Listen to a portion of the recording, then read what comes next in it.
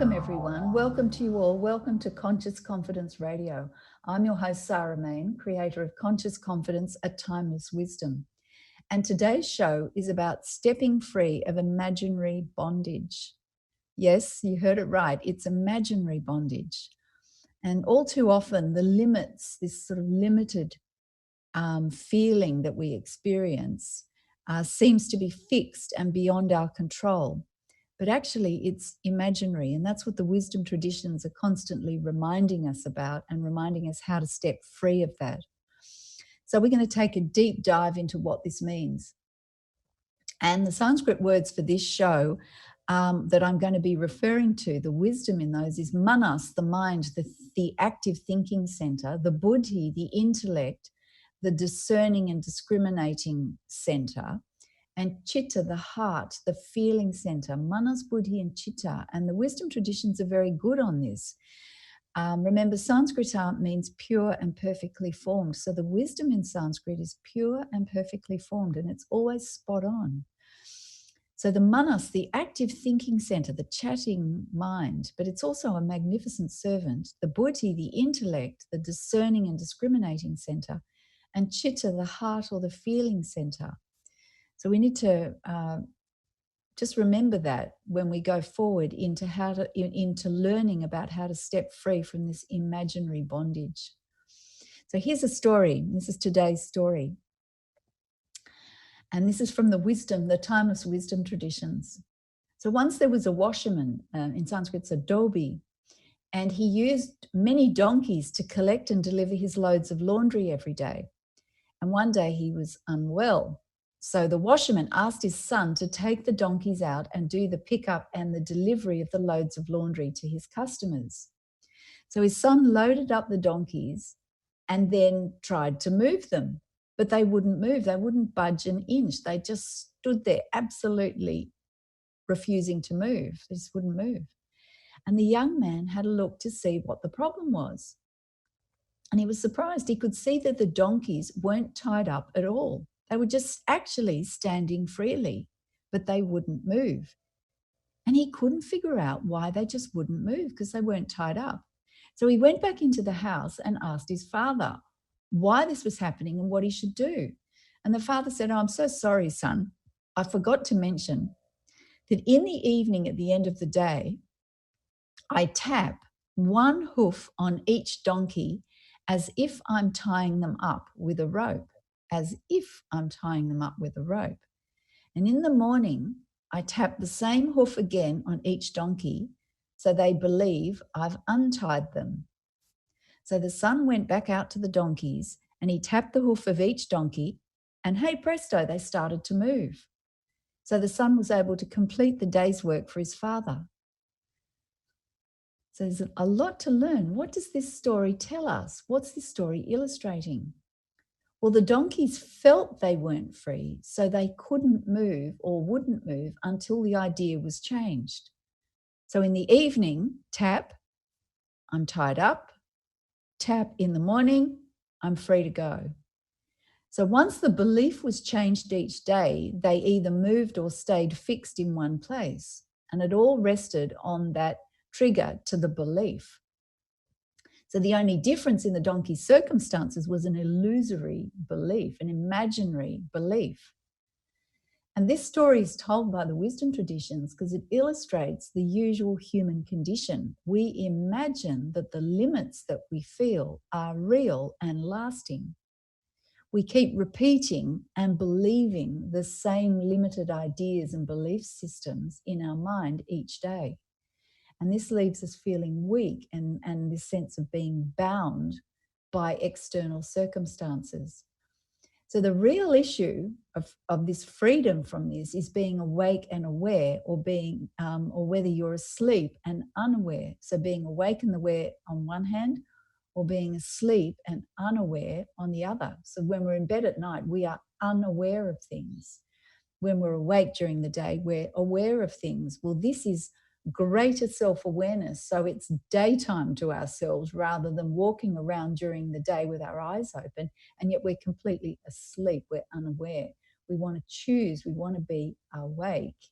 And then we can see whether we're tapping our hooves and thinking that we're stuck, because it's all because of an imaginary belief. So by identifying the fake ropes that bind us, that seem to bind us, and by stepping free of them, we can feel completely free. And that's what conscious confidence is all about. It's about identifying where the imaginary ropes are and stepping free of them. Because you are, in truth, a limitless, universal being. That's what the wisdom traditions are constantly reminding us. So we can experience our truth, strength, and potential, and we have the opportunity to go free at every moment. And you can step free at any time. You just need to be aware. So what are these imaginary ropes that bind us? What are they made of? How can we untie ourselves and step free? Well, we do need to be present, awake, and aware, and that's Chetana. In Sanskrit, Chetana, be conscious, being intelligent, being understanding, being awake, aware, perceiving, and perceptive. Chetana. If we're awake and aware, we can spot immediately where our limits are, where these fake ropes are. And this is what we become aware of.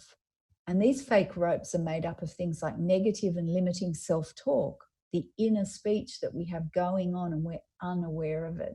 It's like we're in bed at night snoring away and this is repeating in our mind. This is whilst we're going around doing our daily work. We can be completely unaware of this negative self-talk. So we need to become conscious of this. Chetana, conscious. So this negative and limiting self-talk, this inner speech, is one of the classic fake ropes that binds us. Or, the tap on the hoof that we keep giving ourselves so we believe we're limited. And then there's limiting and negative external speech, and this can be judgmental speech, complaint, hasty speech that's out of our mouth, like interrupting, where we're not actually listening to the conversation, we're just shooting out these interruptions. This is all part of being unaware, asleep essentially. And so we want to bring all of that behavior, all of that speech, the inner speech and the external speech, the outer speech, into our conscious awareness, because then we can do something about it. And also the repetitive narratives and stories from the past that we continue to believe in our mind also form these imaginary bondages. Things like, I can't do this because every time I've tried before I failed. I'm not good at this because of some reason. I'm not smart enough because of something. They don't like me because of something. I couldn't possibly do this because I haven't, ...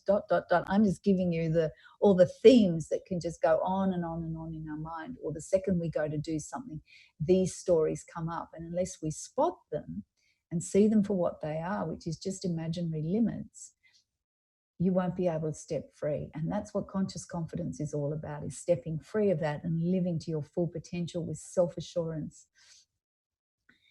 So here's some practical wisdom so you can try this out for yourself.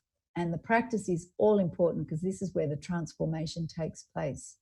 So we're going to focus in on speech because it's such a powerful thing.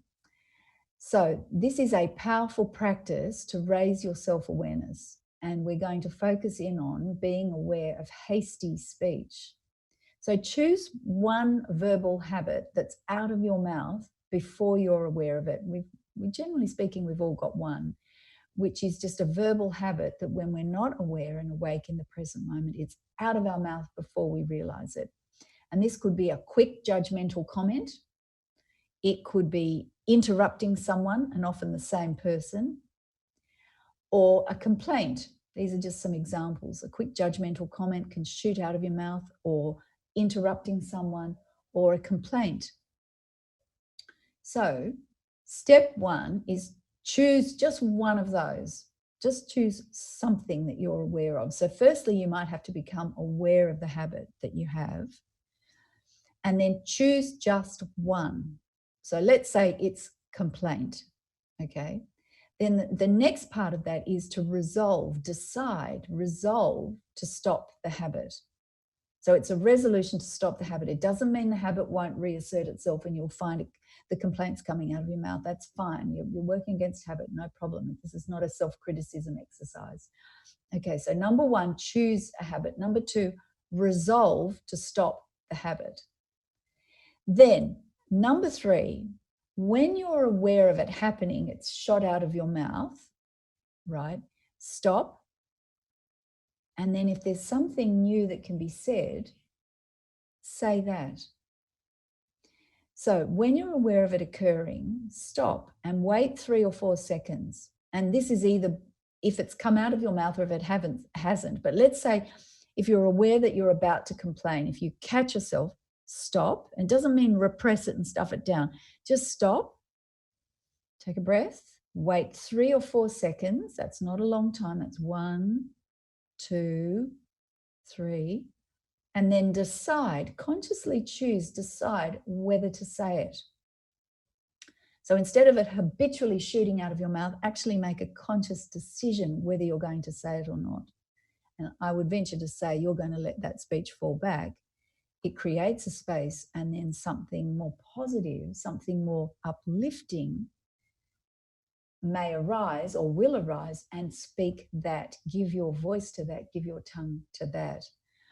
And if you are now aware that this speech is negative and limiting, either to you or to a person you're speaking about, or about yourself or the situation, then just let all that speech fall back and wait for something positive to say. And after you've practiced that, it's a very powerful thing, because notice I'm not repressing speech. We're just letting it fall back and seeing if there's something more uplifting to say. After you've practiced that, get your journal out. After you practice that for a few days, get your journal out and make a note of how you feel. See if it's made a change. See if you feel a bit more awake and aware. And seeing if changing that negative speech to positive has changed actually how you feel and changed your energy. It's very, very powerful. So we're going to take a break. And after the break, we've got the mailbag. And I'll tell you more about where to find some more about conscious confidence. And I'll sing you some Sanskrit. We'll see you soon.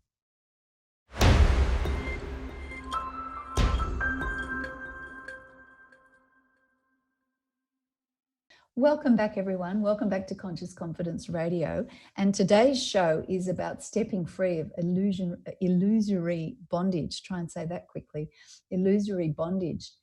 And it comes down to actually being awake and aware, and being conscious of the negative things, the negative limits and bondages and limiting self-beliefs that we repeat in our mind all the time, because they're illusory. They're not actually there. We think about them, we think them into existence, and then we experience them. And because they're not really there, we have to keep repeating them, because if we stopped repeating them, they just dissolve because they're not actually there. So they take quite a lot of effort to keep going. That's often why we feel so stressed and tired, is because the repetition of these thoughts requires quite a lot of energy and effort. And if we just stopped that and came into the present moment and were conscious, we would notice a whole lot of energy is actually released, and we would feel quite calm and happy and peaceful in the present moment. And that's what we all crave. It's natural. And that's what we want to do. We want to come back into our natural state. And that's what conscious confidence is all about. So before the break, I was talking about practicing being aware of hasty speech. And so try that practice. I would thoroughly encourage you to do that. Catch any one habit that you have of negative, hasty speech that's out of your mouth. It could be this habit of complaining about something. Catch yourself. Resolve that you're not going to do that. You're going to stop it. And you do actually need that firm discipline, that decision. And then it's a case of practicing. And sure, there'll be days where it doesn't work as well, but that doesn't matter. You've made the decision, and you just come back to that discipline again and again, and you will find a new habit will be formed where you become more aware of your speech. And when you're conscious of that habit of rising up to say a complaint, and it actually has a taste, that complaint has a taste in your mouth, and you'll become aware of that. And you'll prefer to speak something that's more positive, maybe praise someone, enjoy the environment, and comment to someone how beautiful the day is, rather than complain about the fact that your foot is sore, or that you didn't like what someone just said to you, or your coffee was cold in the morning. Rather than complain, give praise. But you'll find that that habit starts to become more natural if you catch that hasty speech that's out of your mouth before you're aware of it.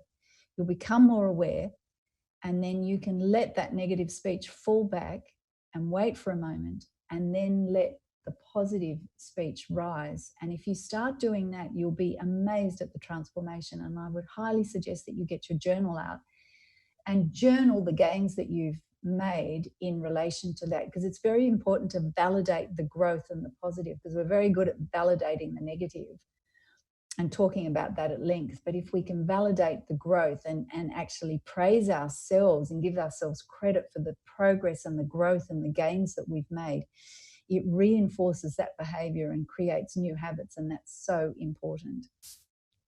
So over to the mailbag. It's time for your questions. Ask me anything. And I had a wonderful question from a man. He's a husband and a father. He's got 2 kids, a little boy and a little girl. And he was asking me about this. He said, what is the balance of practicality and spirituality? Practicality versus spirituality. So the practical life on one hand, and then the so-called spiritual on the other. And he's taken to practicing meditation every day. He's trying to do that like 10 or 15 minutes every day and practice mindfulness. And he's journaling. So he's really trying to improve the quality of his life and the quality of his relationships with his wife and his family, and improve the efficiency of his work through some of these basic practices and disciplines that we can call spiritual. And I'm using those air quotes, spiritual, or personal development or self-development. But he then finds there's a disconnect between that practice and then when he has to go to work to the office and he's in front of a computer and on the phone and spreadsheets and all that kind of practical stuff, and he's got to play with the kids and help with the homework and help around the house and, you know, talk to his wife and all of that sort of stuff, all the usual, and walk the dog. He's got a little dog. So how do you balance that? And I would say, I think the interesting thing is that the mind presents the fact that these two things seem different, the practical life on one hand and this spiritual life on the other. It seems like that at first when you start practicing, but the more you go on, the more you practice, like that exercise of hasty speech or all these practices I give in the show. In every show I give you a practice. Try it. Really take this wisdom. Don't just take my word for it and hear it and say, oh, that sounds nice. Actually try it. You're not going to know until you try it. It's like a recipe book with beautiful photos and it looks fabulous. You're not going to know what that food tastes like unless you actually cook it and then actually eat it. You experience it. Then you'll know for yourself and you will then have the knowledge. So don't take my word for it.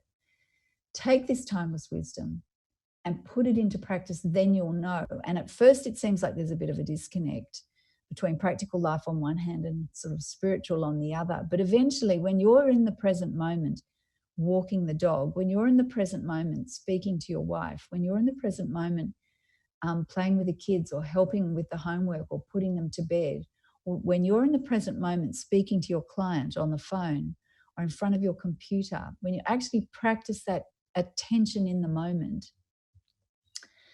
and when you redirect your mind, if it's thinking negative thoughts, when you practice that again and again and again, you will find that the so-called spiritual on the one hand and the practical on the other come together as one. And there is just present moment and the actions that you're performing and the roles that you're playing. Either it's dad or husband or friend or walking the dog or whatever it is. They're just roles that you're picking up and putting down, and you yourself remains constant.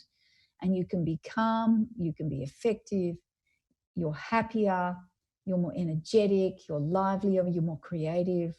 This is what conscious confidence is all about. So it's balancing those two. Keep on with the practices, but I would strongly suggest really during the day, don't just leave those practices for the early morning. Bring your attention into the present moment with what you're doing every day in your tasks, and you will find that so-called disconnect becomes one. And you may need to have reminders, like put a post-it on your computer, come into the present moment, some statement that reminds you. Wear a wristband. I've found post-it notes very handy personally. Put a reminder on your phone so you have an alert to remind you to come into the present moment. And it's just a matter of practice. It's a muscle and it needs practicing. And if you make that decision, the decision is the key point. The choice, the decision is the key point. And then it's just a matter of practice. And sure, there'll be some days that are better than others, but that doesn't matter. It's the practice that's the key.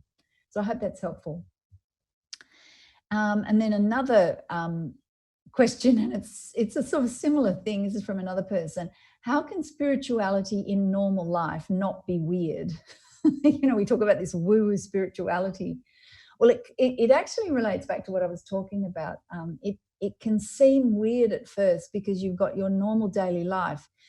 And quite frankly, our normal daily life is often clouded with a whole lot of habit, and we're largely unconscious for it. And then we have this sort of spirituality, which is where we sort of go somewhere else and have all these lovely experiences and practice these things. And the idea is to bring it all into an integrated whole in the present moment. And the present moment is the key. It's where we can be awake and aware, raise our self-awareness, and that's where the practical becomes spiritual, and the spiritual becomes practical because it needs to be practical in the present moment. That's where it's tested. That's where you really know. That's where the rubber hits the road. You can have all these lovely spiritual experiences, and anybody can be calm and peaceful sitting on a mountain or in a room locked away. But when the kids need something, or they're upset, or they've hurt their foot and they need attending to, or your partner needs a hug, or you've got a difficult situation to deal with at work, you need to be in the present moment. And that is an incredibly spiritual moment if you actually bring your attention and your practices and your presence and your whole self to what you're doing in the present moment. So that's where the spiritual becomes practical, very important, and the practical can be elevated to the spiritual, if you want to call it that. But it all happens in the present moment, and it's about being awake and aware and actually practicing these things. And that starts with a resolution to practice. It's the decision that's the key, the resolve to do it. So I hope that was helpful. Well, there's tons more questions and we'll get to them in future shows. I've got the mailbag, so do email me. Go to my website. My email's on the website at info@consciousconfidence.com. Send me an email, drop me a line, or on social media, post a question on my page on Facebook or YouTube or Instagram, and I'm happy to answer any questions. So ask me anything. I love the questions. So if you want to know more about conscious confidence, you want to discover more, find out more, go to my website, consciousconfidence.com. There's tons of information there, tons and tons, loads of it. I'm on Instagram, Facebook, and I also have a YouTube channel. So there's plenty of information there. There's plenty of links to articles and things. And also on my website, there's a link to more podcasts and radio shows. There's links to magazine articles and media that you might be interested in. And I've written a book, Conscious Confidence, Use the Wisdom of Sanskrit to Find Clarity and Success. And you can get my book on Amazon or at Barnes & Noble, or on my website, consciousconfidence.com. That's where you can get my book. The book's in paperback, ebook, and audio book. So there's plenty of formats to suit everyone. And there's lots on the website. That is a good go-to place. And I've also got a blog on the website, so there's more information there. Oops, and I've just lost my earpiece. And do drop me a line and ask me any questions. I love to see my mailbag filling up with tons of questions. So next show, we're going to be talking about coming out from under the fear shadow, and especially stepping free of your comfort zone and some of the challenges that you may meet along the way in coming out from under the fear shadow. So that's in the next show. So mark that in your calendar and join me to listen about coming out from under the fear shadow. And remember, the wisdom traditions have your back. They know who you are in truth. You are whole, pure, perfect, and complete. And they know you're enough, and they know you are limitless and universal. So follow the wisdom traditions and follow the wisdom in Sanskrit. It'll never lead you astray. And so finishing off on the theme of speech, I went to the Bhagavad Gita, chapter 17, and there's a beautiful discipline for speech. And this is a way of checking your speech. And it says, the austerity for speech consists in speaking words that are truthful, pleasing, beneficial, and not agitating to others, and also regularly reciting the words of the wise. Excuse me. So that's what the Gita says about speech. Truth that's truthful, pleasing, beneficial, and not agitating to others. In Sanskrit, it says, Anudvegakaram vakyam satyam priyahitam chayat swadhyaya abhyasanam chaiva vangmayam tapa ujjate. Thanks for joining me. We'll see you next time.